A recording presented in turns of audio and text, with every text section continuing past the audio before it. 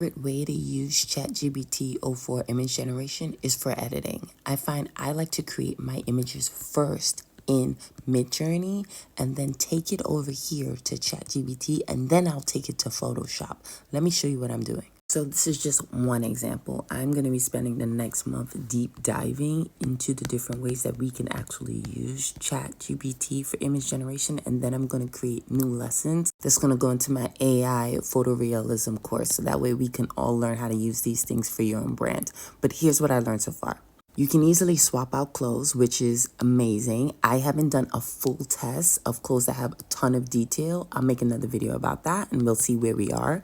But you can swap out clothes. Then you can try to keep the same model, the same composition of the image. This is some of the language that I'm using. Prompting is still very important here, right? So I'm noticing that when I use different language, I get different results. So far, I'm liking this language. This is the results that I got from this image. She's really pretty. I feel like most of the image still looks very consistent with the original image. The t-shirt looks really good. The model's face has changed slightly. That's something to keep in mind, that if you're trying to keep the same model, you're going to have to work a little bit harder. I've tested it in different chats, ChatGPT chats. There's different things that you can do, but it's something that's going to come up. So now I want to add a product because, as you guys know, that's what I focus on, right? Realism for fashion and beauty and wellness, lifestyle brands, etc. like that. And a lot of that does include product work. So I asked to zoom out by 40%.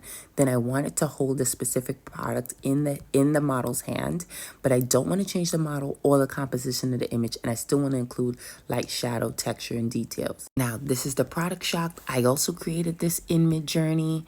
So I think one of the key steps is you can use real images, but also if you're creating stuff for your brand, because ChatGPT only lets you create one image at a time, you will be here till you're old and gray. If you're starting here with creation and you're someone who's like artistic, or you have a real like brand look and sensibilities and you need to see more options, go to Midjourney first, then bring your finished images over here.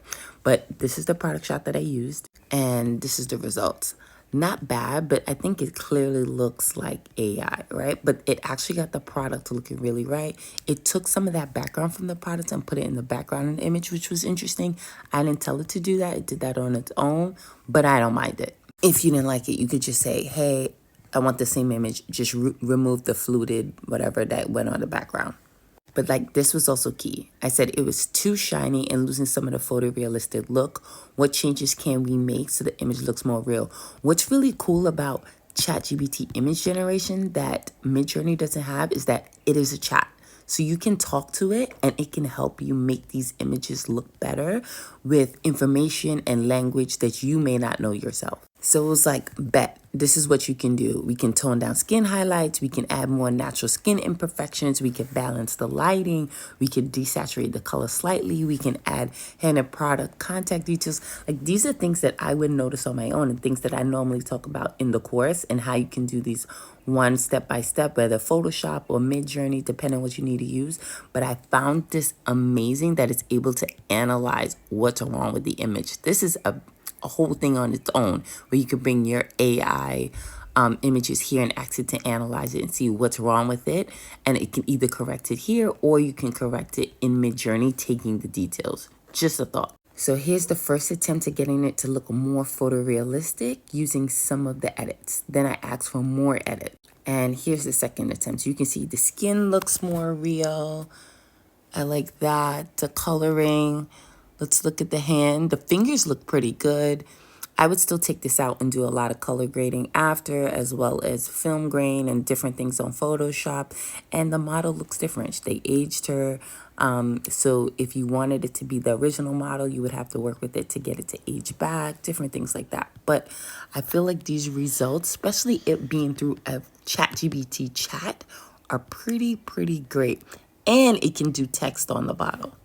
And finally, you can then now get the links, right? You can download the images that you created, which is awesome. Ask it to download me also a side-by-side comparison so I can see the differences. And here are the differences between the images when I first zoomed out and it looked more AI, and the second one where it looks more real. Guys, this is something to learn. This is some stuff that I'm going to be talking about and adding to my courses. I'm also going to be launching a new membership paid membership community for those who are taking my courses, because as we know, AI changes so fast, and I just sometimes don't want to wait 3 months for me before I add a new lesson or things like that. Sometimes I just want to show things and talk about things same day, and I'm going to be doing that for that community. So if you already have my course or you're about to buy the course, notice that's something that's coming up. Guys, we're doing marketing and creativity in the future. Follow for more.